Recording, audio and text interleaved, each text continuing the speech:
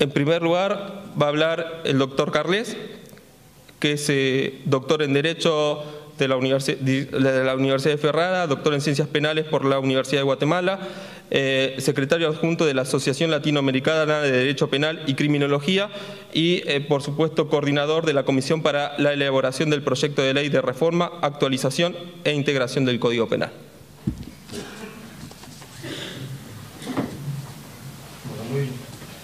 Muy buenas tardes a todas, a todos. ¿Está encendido? No, ahí. Ahora.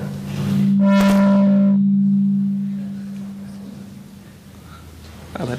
¿Ahora? No. ¿Sí, no con ese?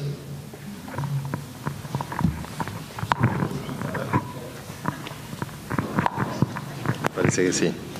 Ahora sí. Ahí es. Opa. Ahí.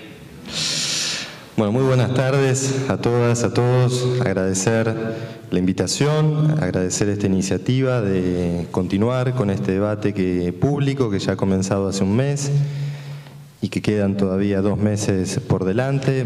Lamentablemente, bueno, con el Mundial en el medio, lo que seguramente significará un descenso de las actividades en esos 30 días y una gran concentración de debates en el último mes. Agradezco especialmente, bueno, adhiero a todas las menciones y agradecimientos que se dijeron antes. Agradezco especialmente a los chicos del Grupo 83, el Nuevo Encuentro, por esta iniciativa y a la Universidad Nacional del Sur por darnos la posibilidad de hacerlo en esta casa. Tenemos bastante poco tiempo, en realidad, 15-20 minutos, para hacer una introducción general a la reforma del Código Penal. Vamos a tratar de resumir en estos pocos minutos los principales aspectos de la reforma, los objetivos que se planteó la Comisión al momento de encarar esta tarea y la necesidad de la reforma, es decir, los temas de los que no se suele hablar habitualmente.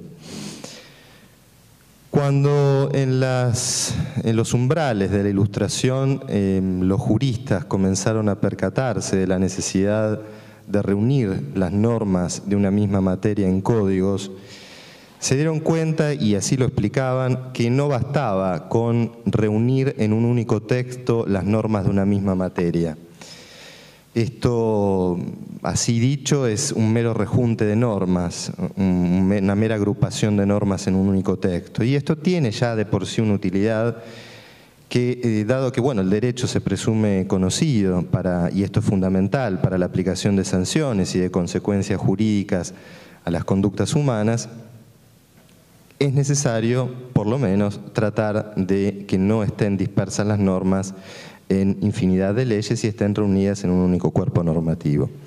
Pero como decía, ya desde un principio, cuando nace la idea de codificación y sobre todo con los juristas franceses a partir del siglo XVII, se instala la idea de que un código debe tener otros requisitos, debe tener otras cualidades. Y estas cualidades son principalmente la sistematicidad, la coherencia interna, es decir, que sus disposiciones no se contradigan entre sí, la proporcionalidad, en el caso del Código Penal, la proporcionalidad de la respuesta punitiva del Estado según la afectación del bien jurídico, según la gravedad del hecho y según el tipo de interés que se haya afectado.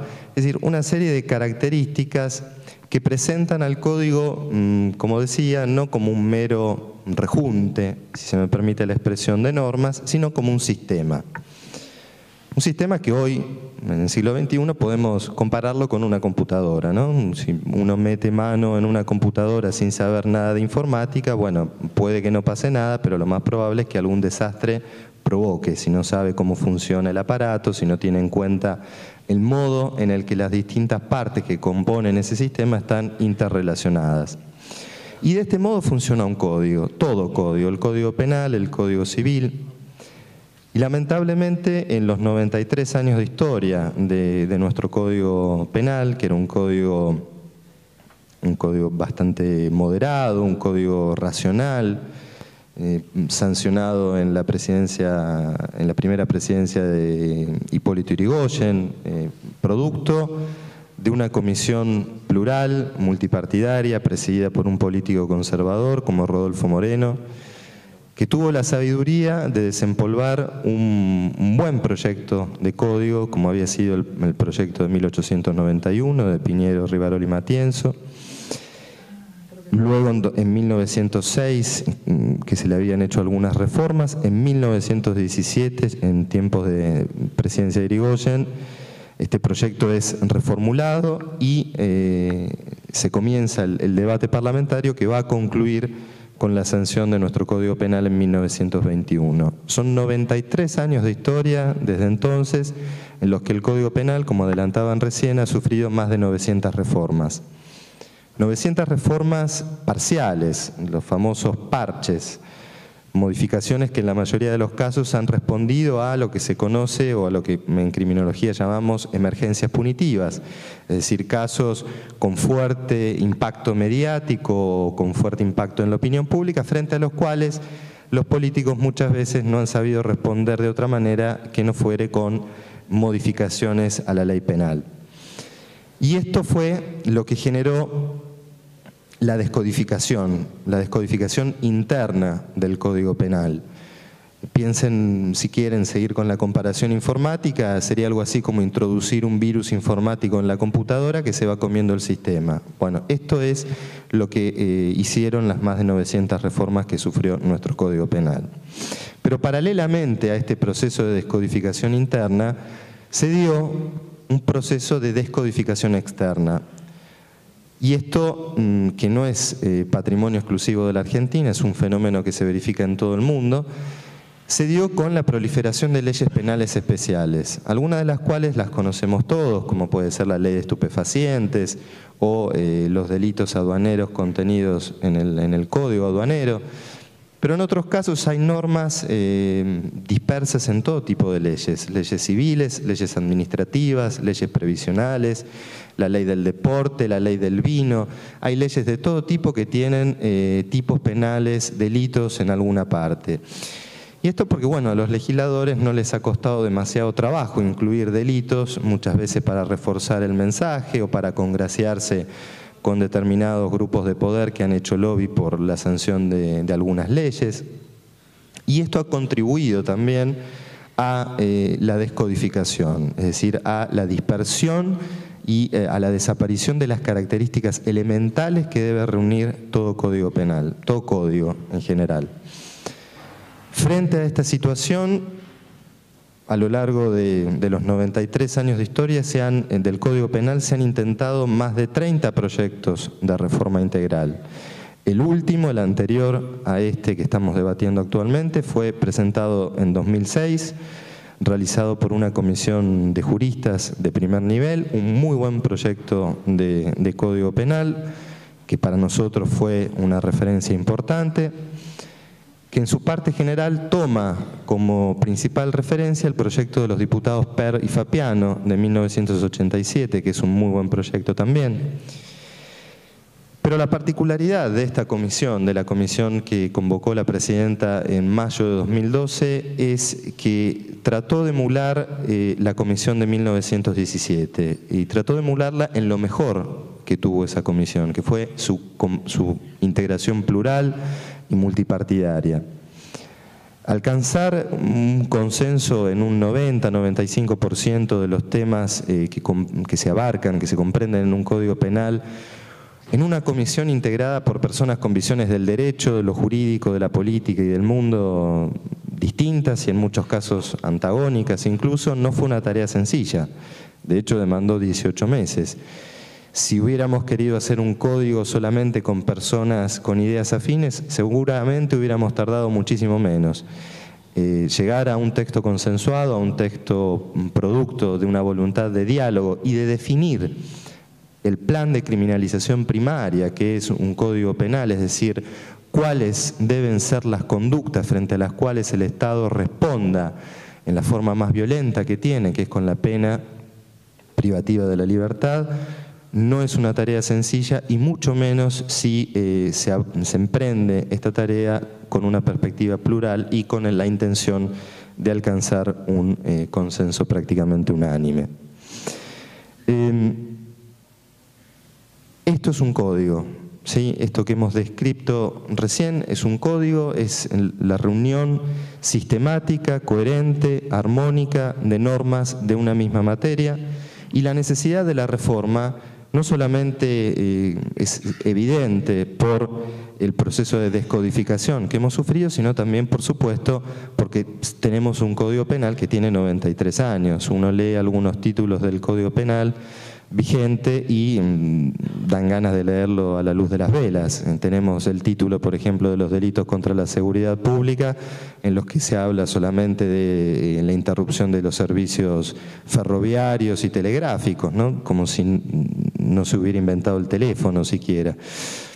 Era necesaria entonces una actualización también del texto del código, que diera cuenta no solamente del avance de la tecnología, sino de las nuevas formas en las que se cometen viejos delitos, ¿no? Los delitos informáticos, en definitiva, no son más que eso, son nuevas modalidades de comisión de viejos delitos, de estafas, de usurpaciones de identidad, en fin, de delitos que ya existían. Y también era necesaria una reforma porque toda ley, y sobre todo la ley penal, en virtud del principio de legalidad, tiene que ser clara, estricta, precisa en la definición de los tipos penales.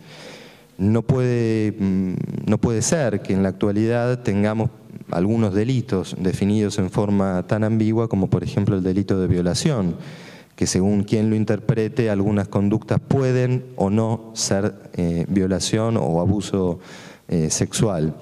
Entonces, era necesario definir mejor algunas conductas, y esto fue otro de los motivos y de los objetivos que se planteó la reforma. Y por supuesto, si tenemos en cuenta que cuando se sancionó nuestro Código Penal ni siquiera votaban las mujeres, podemos sin duda afirmar que es un código que nace con un déficit en su legitimidad y en el carácter democrático que debe reunir toda ley, sobre todo una ley tan importante como el Código Penal. Era la ocasión también de emprender algunas reformas que eran una deuda en materia jurídico-penal. Quizá la principal, la más importante de todas, haya sido el establecimiento o la previsión de criterios para la determinación judicial de la pena. Ustedes saben que actualmente los jueces, e históricamente en la Argentina, no tienen la obligación, sí, pero no tienen la costumbre de fundamentar por qué eligen una pena, aplicar una pena y no otra. Es decir, si en un homicidio, por ejemplo, tenemos una escala penal de 8 a 25 años, no tienen la costumbre de fundamentar por qué eligen una pena de 12 o una de 25 o una de 8. Por lo general resuelven la cuestión con una remisión genérica al artículo 41 del Código Penal, que por cierto es bastante ambiguo, y al 40. El 40, por cierto, no sabemos muy bien para qué lo tenemos. En realidad, la explicación histórica de su existencia es que por aquel entonces, cuando lo hicieron, no había computadoras y le sobraba un artículo. Entonces, para no renumerar todo el texto del código, hicieron una mera referencia o dijeron, bueno, en el artículo 40 remitamos al 41 y así no tenemos que renumerar todo el texto. Bueno, de esta manera es como hoy y siempre en nuestro país se fundamenta el monto de la pena. Y también esta falta de normas ha generado que no haya tampoco una cultura jurídica por parte de la doctrina de elaborar una teoría de la cuantificación de la pena. Salvo muy pocas excepciones, han sido muy pocos los juristas que se han dedicado a este tema. Y el anteproyecto que nosotros hemos presentado prevé circunstancias atenuantes de mayor gravedad y de máxima gravedad que los jueces deben tener en cuenta bajo pena de nulidad para cuantificar la pena. Este me parece que es el principal avance respecto de las disposiciones generales del Código Penal. Luego también están como novedad las penas alternativas, que en realidad, se ha intentado maliciosamente sembrar confusión en la opinión pública. No son penas alternativas a la cárcel, es decir, no son penas que vengan a reemplazar a la pena privativa de la libertad.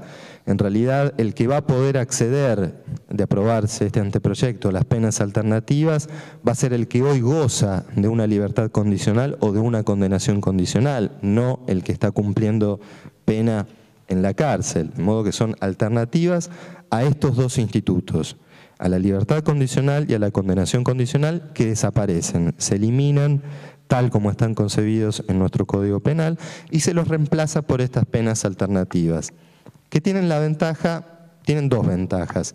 Por un lado, propiciar un mayor control por parte del Estado de las personas liberadas. Ustedes saben que ahora el control es mínimo, basta en muchos casos que se presente el condenado, el liberado, una vez por mes a firmar en una oficina pública y eso es todo el control que ejerce el Estado. En este caso, con las penas alternativas, va a tener que haber un control mucho mayor porque se le va a exigir el cumplimiento de determinadas reglas o de determinadas tareas comunitarias o el pago de una multa reparatoria a la víctima.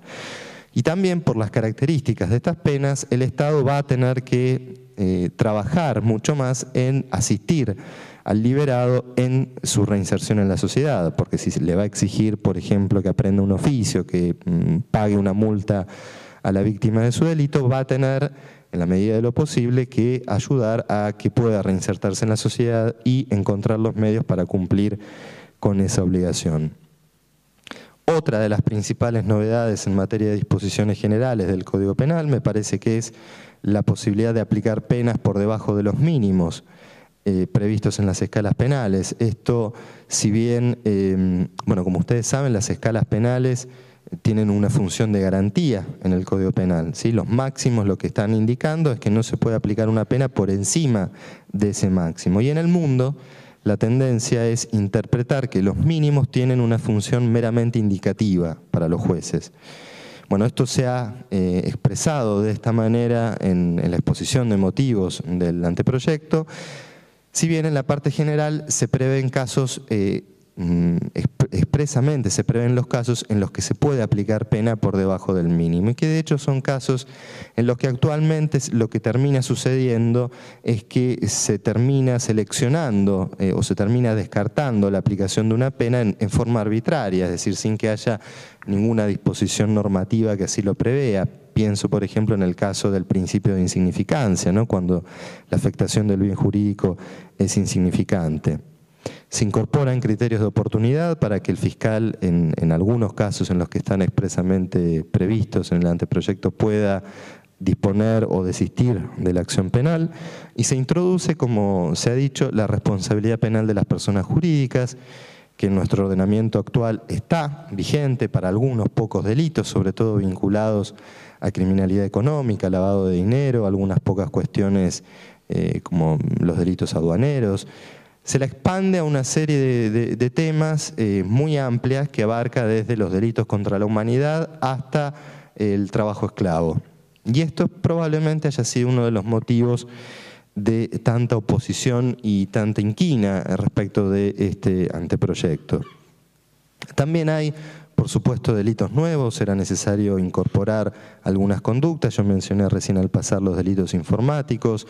Últimamente ha habido una proliferación de delitos que terminan en ING, ¿no? El grooming, el phishing, el spoofing, que por cierto, como decía, son nuevas modalidades de cometer viejos delitos y que en realidad lo que hacen es favorecer una enorme industria editorial que permite que se publiquen decenas y decenas de libros al respecto y también una proliferación de especialistas y de gente que viaja a congresos y este tipo de cosas.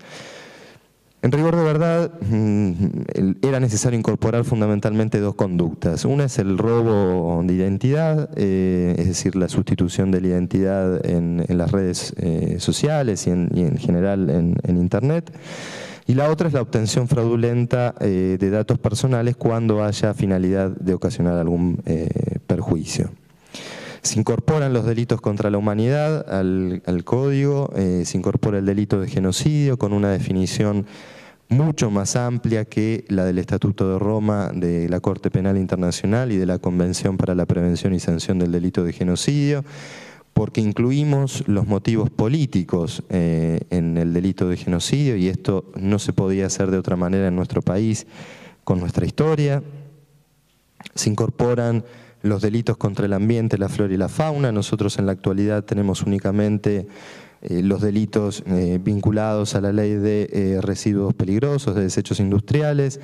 no tenemos un delito de contaminación, no tenemos delitos que tiendan a proteger a la flora, a la fauna y a las zonas protegidas de nuestro ambiente. Se incorporan algunas formas de criminalidad económica que están presentes en leyes penales especiales, algunas de las cuales son de discutida vigencia en la actualidad, como por ejemplo la ley de desabastecimiento y la ley de agio. Se incorporan los delitos contra la libertad de competencia, es decir, la concertación o la cartelización que cause un grave perjuicio para la sociedad. Esto no es una novedad en nuestro ordenamiento jurídico, esto ya existía en la década del 20, del 30 del siglo pasado, solamente que bueno, con la sucesión de gobiernos militares y antipopulares que hemos tenido y la presión de los grupos económicos para la eliminación de estas disposiciones antitrust y antimonopólicas, bueno, estos delitos desaparecieron. El código, el anteproyecto, vuelve a incorporar las conductas más relevantes y las más graves, las más dañinas para la sociedad de las que están previstas en la Ley de Defensa de la Competencia. Ya me he excedido en el tiempo, he intentado dar una breve y una genérica descripción de qué es un código penal, cuáles han sido los objetivos de la Comisión de Reforma, cuál es la necesidad de reformar el Código Penal y cuáles han sido las principales innovaciones tanto en materia de disposiciones generales como en materia de delitos en particular. Una última mención y unas últimas palabras respecto de la oposición que ha habido últimamente, incluso antes de que se conociera la propuesta, el anteproyecto, y cuál es la tendencia en materia de política criminal en el mundo y en la región. Lamentablemente, la contraposición entre mano dura e inclusión que muchas veces, incluso desde sectores del progresismo, se plantea es falsa. En la región, en América Latina, lamentablemente se ha presentado un fenómeno de inclusión social con mano dura, es decir, un proceso de ampliación de derechos, de inclusión social, con un aumento de la represión y del contenido punitivo de la legislación penal. Y esto se debe fundamentalmente a dos fenómenos. Uno es la propia inclusión social. La inclusión social no necesariamente disminuye los índices de delito en todos los casos. En muchos casos genera lo que se conoce como privación relativa, es decir, cuando en mi barrio, en un barrio carenciado, por ejemplo, mi vecino puede llegar a comprarse las zapatillas que yo me quiero comprar antes de que lo pueda hacer yo, porque simplemente en el reparto, en la distribución social, yo tengo que esperar un poco más que mi vecino, eso genera lo que en ciencias sociales se conoce como privación relativa, lo que la criminología conoce como privación relativa. Y esto genera una situación de desigualdad incluso en un proceso de inclusión social y de ampliación de derechos. Y en muchos casos desemboca en situaciones de violencia y en mayor índice de delitos en algunos barrios mal llamados marginales, sino marginados. El resultado entonces es lo que se conoce como delito aspiracional, es decir, delitos que se cometen con un objetivo o una meta finalidad de tener un mayor nivel de vida que el que se tiene o al que se ha podido acceder. Y el segundo motivo por el que se ha dado este fenómeno de un contenido represivo de la legislación penal en la región es la incapacidad que han tenido los gobiernos posneoliberales para enfrentar esta cuestión. Muchas veces el temor a quedar asociados a políticas clásicas del neoliberalismo, políticas de mano dura, de tolerancia cero, no encaran procesos de reforma o tienen temor de sumarse a debates como puede ser, por ejemplo, las reformas de la Fuerza de Seguridad. Lo hemos visto en la provincia de Buenos Aires con el debate por la creación de las policías comunales, ¿no? Bueno, exacto, esta es la prueba de que muchas veces algunos sectores del progresismo tienen temor a involucrarse en el debate de la seguridad pública. Y lo otro que sucede, lamentablemente, es que cuando no tienen temor de involucrarse, se involucran y sobreactúan, es decir, hacen mucho más de lo necesario y hacen mucho más de lo que incluso harían algunos sectores de la derecha. Lo hemos visto, por ejemplo, en Inglaterra, donde el laborismo ha instalado cámaras de seguridad en pueblos en los que uno no puede dejar ya solamente la bicicleta, sino que puede dejar la billetera directamente en la vereda, que no corre ningún tipo de peligro. Y sin embargo, están absolutamente vigilados por cámaras de seguridad. Por supuesto que esto también se ha utilizado para financiar campañas políticas, ¿no? La instalación de cámaras de seguridad, los drones y todas estas cuestiones futuristas que nos vigilan y generan este nuevo rostro del panoptismo penal, esconden también, por supuesto, un nuevo modo de financiar la política, ¿no? Entonces, este ha sido el problema en la región. La inclusión social no necesariamente excluye a las políticas de mano dura.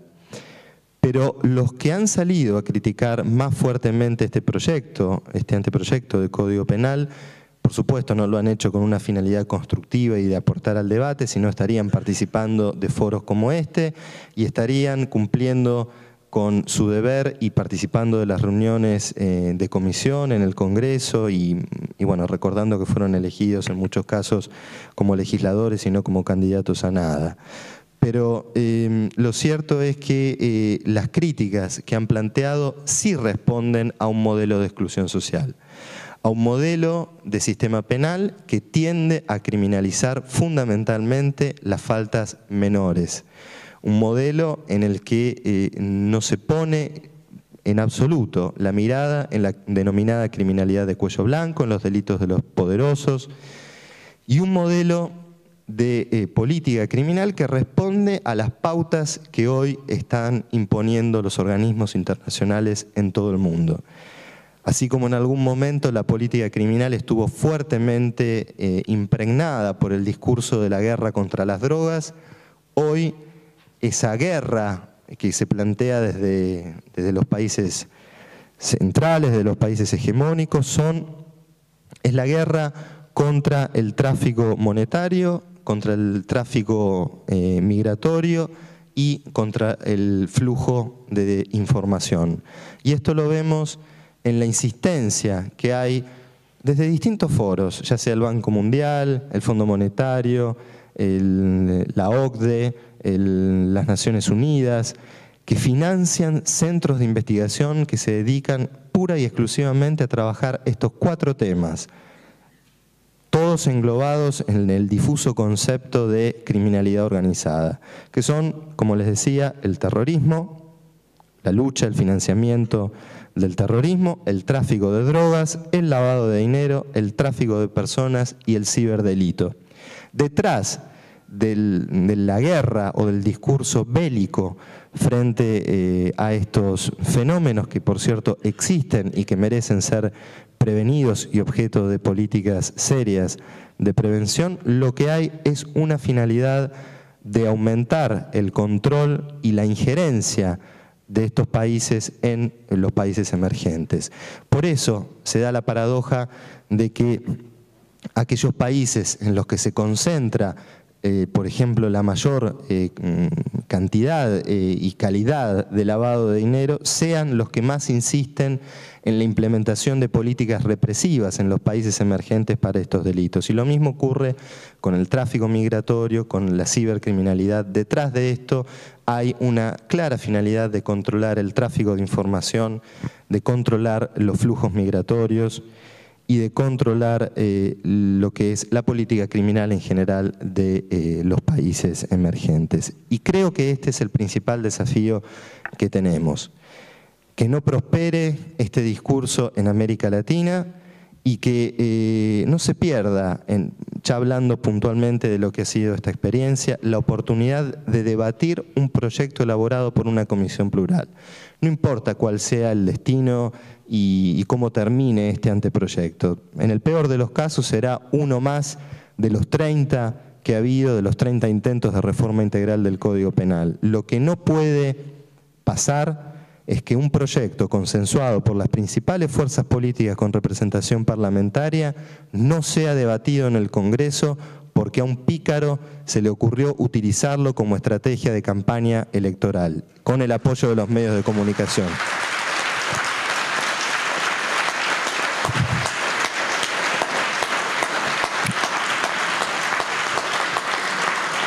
Esto es lo que no puede pasar. Y esto no puede pasar no por el Código Penal. Incluso, si me permiten, tenemos en materia penal reformas mucho más urgentes que la del Código Penal. Esto no puede suceder porque quedaría sentado un precedente nefasto en la historia argentina. Y el precedente sería que no es posible consensuar políticas de Estado porque basta que cualquiera decida pararse enfrente para que el consenso y el trabajo de personas que se han comprometido seriamente para alcanzar un acuerdo, por lo menos general y bastante unánime respecto a un tema tan amplio y tan complejo como es el plan de criminalización primaria que representa todo Código Penal. Esto sería entonces un antecedente nefasto para nuestras instituciones. Por eso les agradezco la invitación, les agradezco la posibilidad de dar el debate y los invito entonces a que multipliquen y reproduzcan la verdad de la propuesta que hemos presentado. Muchísimas gracias.